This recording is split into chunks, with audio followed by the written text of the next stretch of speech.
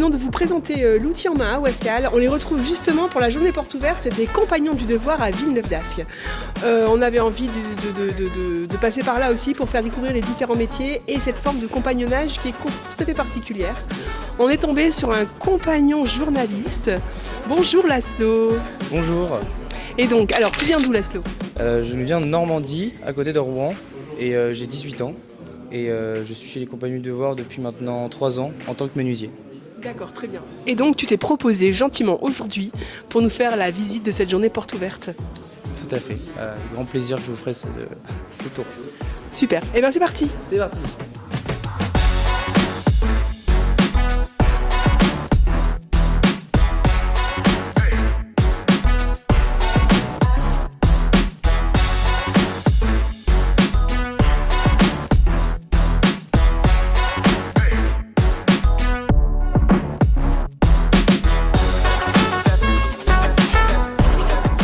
À toi alors, ça va être quoi ?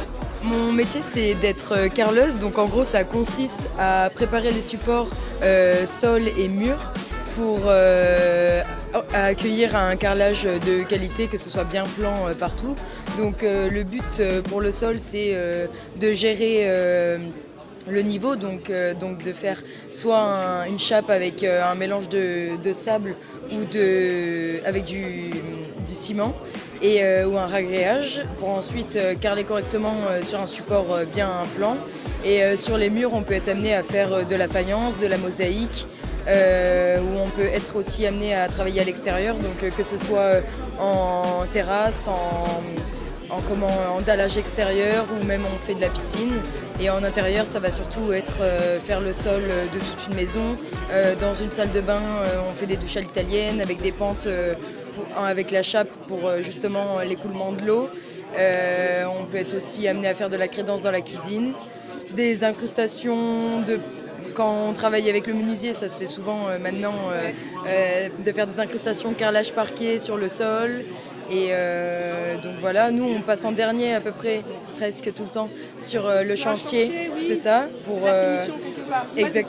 Non, c'est ça. On passe en dernier, normalement après le peintre, pour pas salir le travail du peintre. Mais bon, des fois c'est pas toujours facile.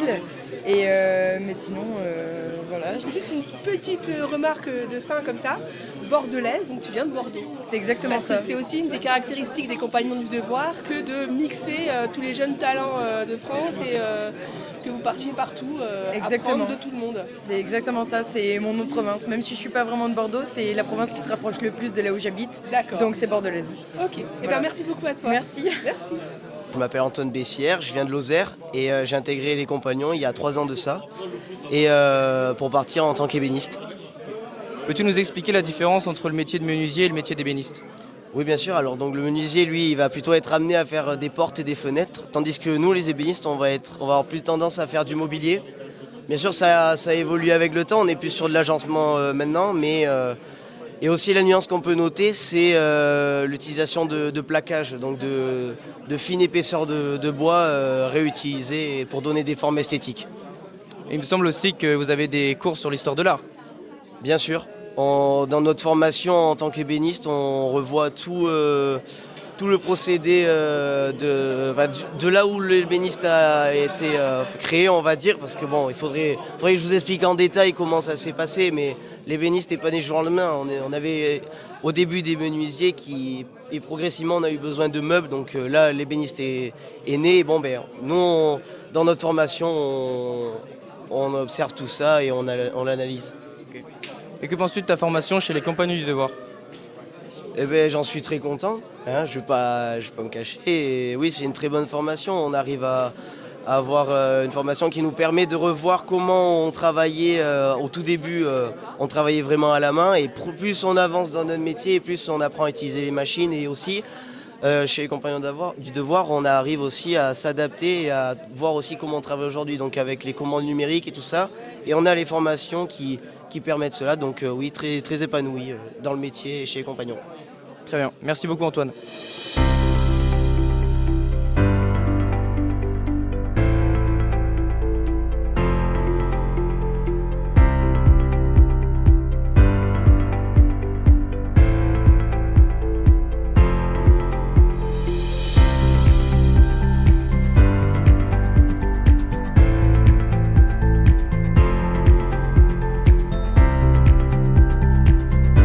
bonjour, moi c'est Yves, formateur couvreur chez les Compagnons du Devoir. C'est ma 3e rentrée scolaire là, en septembre. Donc je suis à mon atelier de Wascal. On a à peu près 80 jeunes couvreurs en CAP, mention zinc, CAP en 1 an et BP. Et est-ce que tu peux nous expliquer un petit peu le parcours que tu as fait pour arriver jusqu'ici? Oui, alors moi je suis arrivé chez les Compagnons du Devoir ici même en 1998.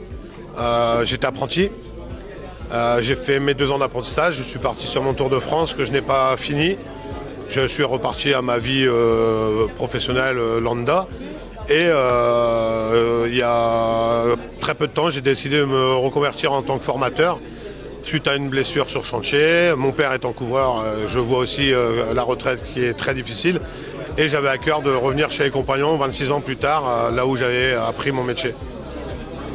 Voilà. Super, bien merci. Moi je suis Alexandre, je suis maroquinier du coup et je suis en fin de Tour de France chez les Compagnons du Devoir. Est-ce que tu peux nous expliquer un petit peu le parcours que tu as fait pour arriver jusqu'ici? Ouais, carrément. Alors moi je suis arrivé chez les Compagnons à 24 ans. J'ai commencé par un CAP maroquinier du coup en 2 ans. Ensuite j'ai fait mon Tour de France, donc ça a duré 3, 4, 5, ça a duré 5 ans à peu près. Et là je finis du coup ma dernière année du coup chez les Compagnons. D'accord. Et qu'est-ce que tu envisages pour la suite? On verra, pour l'instant j'ai pas d'idée bien précise une fois avoir fini dans quelques mois. Mais en tout cas je me posais un petit peu, voyager, peut-être un projet encore au Canada, à l'étranger. C'est pas sûr encore, mais en tout cas voilà, je me laisse toute l'opportunité de découvrir encore autre chose en dehors aussi des Compagnons. Ok, bah c'est super. Et juste une petite question, est-ce que tu peux nous expliquer pourquoi on t'appelle Champagne? Ouais, carrément. Alors en fait, il y a une tradition aux Compagnons qui veut qu'on nous appelle par la région d'où on vient. Alors moi, je suis natif de Reims. Et du coup, la région, c'est la Champagne. Et du coup, en fait, une fois qu'on est sur le Tour de France, et ben, du coup, on oublie entre guillemets notre prénom pour un nom de province. Et du coup, moi, c'est Champagne. Et du coup, vu que je suis compagnon, c'est Champagne, même la belle union, parce qu'on a une vertu associée. T'es prête? Prête? Ça va aller. Je m'appelle donc Lisa, je suis jardinier paysagiste et ça fait maintenant 2 ans que je suis chez les Compagnons du Devoir. J'adorais l'école, j'adorais apprendre, mais je voulais d'abord travailler de mes mains. Du coup, j'ai regardé un peu sur Parcoursup, ça ne m'intéressait pas trop. Et j'ai entendu parler des Compagnons du Devoir et je me suis dit, allez, je vais essayer. Sauf que j'étais pas trop sûre, vie en communauté et tout, est-ce que ça allait me plaire? Et du coup, je me suis lancée. Et vraiment, je n'avais aucune idée de ce que je voulais faire. Donc j'ai regardé la liste. Mais sérieusement, j'ai regardé la liste, j'ai choisi un métier un peu au hasard. Je dis je vais tester par la pâtisserie. Donc j'ai commencé la pâtisserie. C'est vraiment un bon métier aussi. C'est très intéressant à travailler. Mais je m'étais rendu compte en entreprise que c'était vraiment pas mon truc. Et comme chez les Compagnons, j'ai eu l'opportunité de faire le tour des ateliers, de voir un peu tous les métiers. J'étais tombée dans la salle des jardiniers paysagistes à Nîmes. Et là, vraiment, c'était le coup de cœur. Il y avait des plans affichés partout sur le plafond, il y avait des maquettes. Et ça m'avait vraiment touchée.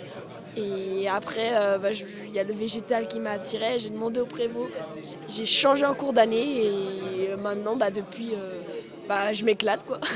c'est la vie, le métier, c'est vraiment génial. Bonjour, je m'appelle Ivo Rolando, je suis compagnon du Devoir et je suis chaudronnier. Peux-tu nous expliquer un petit peu ton métier, ton parcours et ce qui t'a amené jusqu'ici?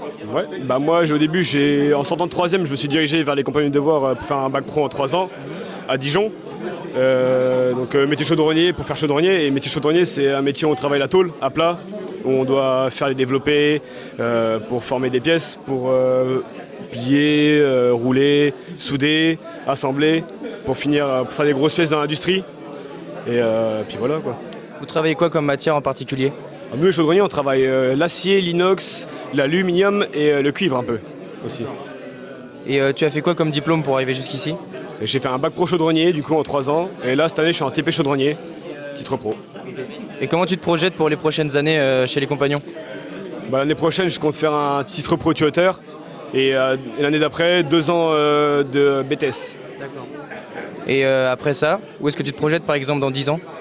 Je serais bien sûrement chef d'entreprise, peut-être pourquoi pas, monter une boîte. Intéressant. Super. Merci beaucoup Ivo. Avec plaisir. Bon Tour de France. Merci bien. Je m'appelle Émy Mazerol et je suis pâtissière chez les Compagnons du Devoir. Quel est ton parcours jusqu'ici? Moi, je suis arrivée chez les Compagnons du Devoir après le brevet. Donc, j'ai fait un CAP pâtissier en 2 ans et là, je fais un CAP chocolatier en 1 an à Paris. D'accord. Et que penses-tu de tes années sur le Tour de France? Pour l'instant, il n'y a que du bien. C'est enrichissant et je m'épanouis de plus en plus. Super. Et qu'est-ce que tu envisages par la suite? Là, par la suite, j'aimerais faire mon année à l'étranger, partir et découvrir encore d'autres villes et finir ma formation. Tu penses partir où? Moi, j'aimerais partir à Bali ou à Tokyo. Waouh, la classe. Merci beaucoup Languedoc, c'est gentil.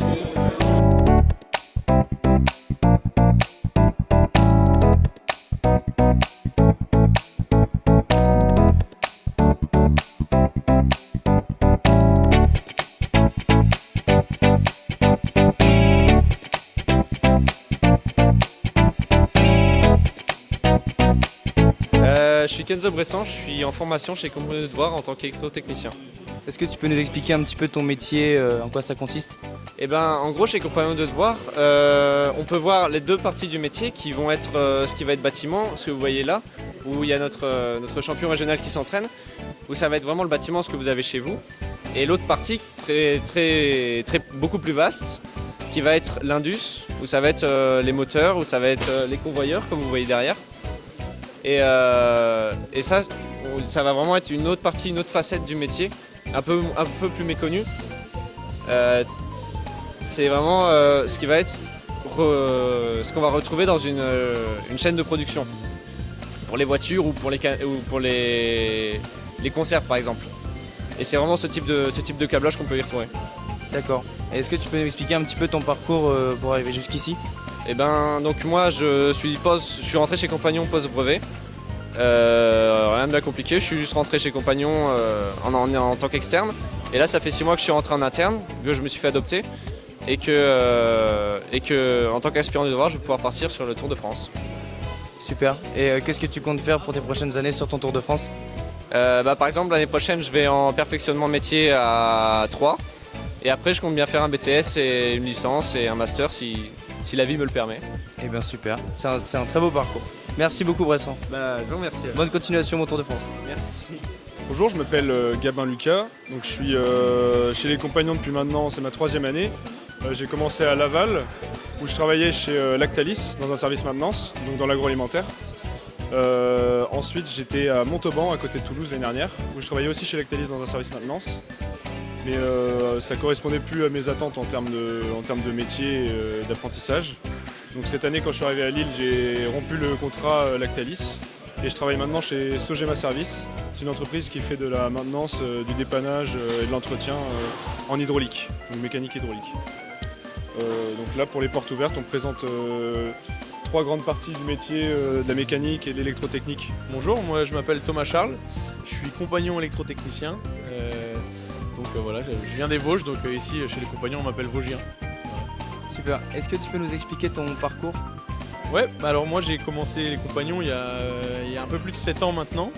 Moi j'ai commencé une filière plutôt générale et à la suite d'une prépa dans une école d'ingénieur, je me suis réorienté en électricité donc chez les compagnons en BTS. Donc ma première ville, je suis allé à Saint-Nazaire dans la Loire-Atlantique. Ensuite je suis parti en Bretagne. Et ma 3e année, je suis allé en Haute-Savoie, à Annecy. Et enfin, ma dernière année de Tour de France, ma 4e année de Tour de France, je suis parti en Suède pendant 1 an. Et puis me voilà à Lille sur ma 3e année en tant que formateur. Donc ça me permet de transmettre d'abord une expérience assez unique de transmission qui est très intéressante. C'est un domaine qui est vachement intéressant parce que c'est très vaste. Il y a énormément de domaines différents dans l'électricité. Et donc il y a le bâtiment, l'électricité de base qu'on retrouve dans toutes les maisons avec savoir comment câbler une prise, brancher les interrupteurs, les lampes, etc. Il y a aussi le bâtiment un peu plus grand qu'on appelle le domaine du tertiaire, où là c'est vraiment des grandes pièces, beaucoup plus de luminaires, beaucoup plus de puissance. Et il y a le domaine que moi je préfère par exemple, c'est le domaine industriel. Où là, dans l'industrie, on va venir mettre en mouvement, venir alimenter des machines industrielles qui ont été montées par un mécanicien, par les métiers de la mécanique. Et nous, on va venir mettre en mouvement tout ça, alimenter des moteurs, faire tourner des choses, bouger, faire chauffer, etc. Donc voilà un petit peu les domaines de l'électricité.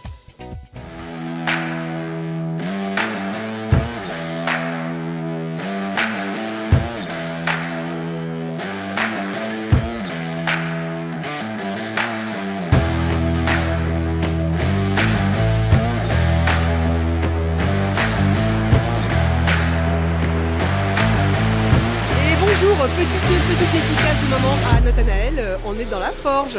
Donc bonjour, tu t'appelles comment? Bonjour, je m'appelle Nicolas. Et alors tu viens d'où Nicolas? Je viens de Valence dans la Drôme. Et alors explique-nous, tu fais quoi ici? T'apprends quoi? Dis-moi. Alors ici on présente le métier de serrurier métallier. Et ici on tient un stand de ferronnerie qui fait partie du métier de serrurier métallier. Voilà. Donc là on fait des démonstrations de forge. Derrière un collègue est en train de réaliser une passe de forge, c'est un outil. Et un autre ici est en train de faire des essais de texture sur de l'aluminium. Moi c'est la 6e année chez les compagnons, j'arrive en fin de parcours. Et voilà, et plus tard peut-être une expérience à l'international, l'avenir me le dira. Moi je te remercie beaucoup. Merci. Moi je m'appelle Adam et je suis peintre en bâtiment. Là je suis en première année de BP.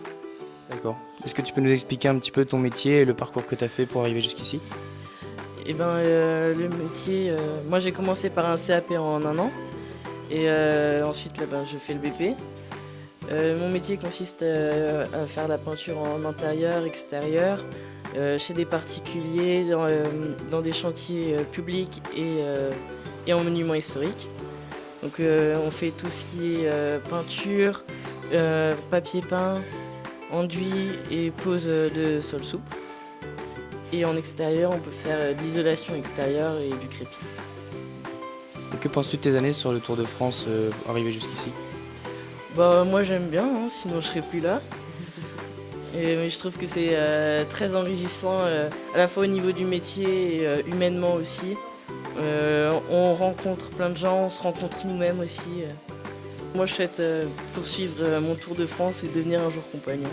Et ensuite transmettre tout ce que j'ai appris.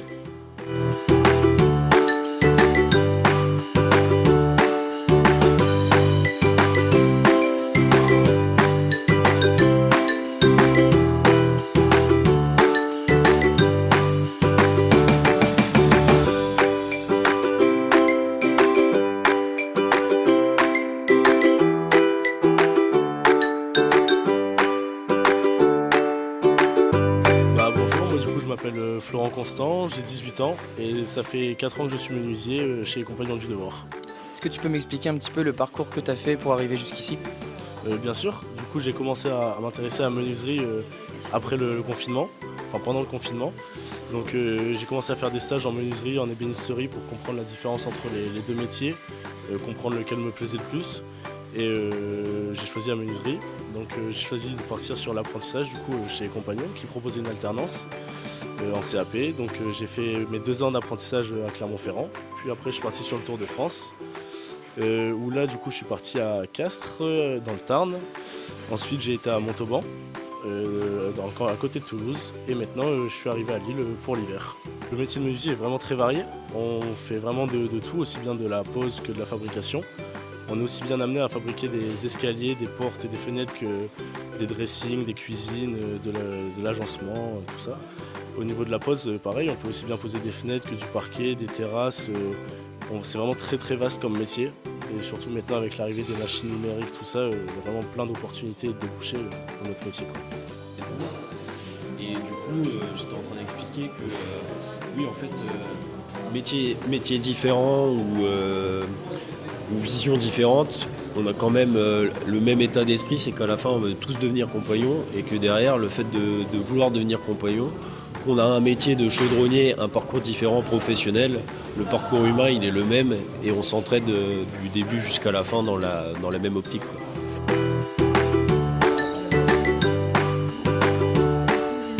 Bienvenue dans Charpente. Moi c'est Adrien Bléton, je suis charpentier chez les Compagnons. Et Est-ce que tu peux nous expliquer ton parcours jusqu'ici? alors moi j'ai fait un bac ES en général. Après j'ai fait une prépa militaire pendant 2 ans. Et après je suis arrivé chez les compagnons, j'ai passé un CAP en 1 an. Après j'ai prolongé mon apprentissage en faisant un titre pro Kobo. Et j'ai fait 2 ans de BP. Et ça fait 2 ans que je suis sur le Tour de France. Super. Est-ce que tu peux nous expliquer un petit peu le métier de charpente? Eh ben, la charpente, c'est le squelette d'une toiture.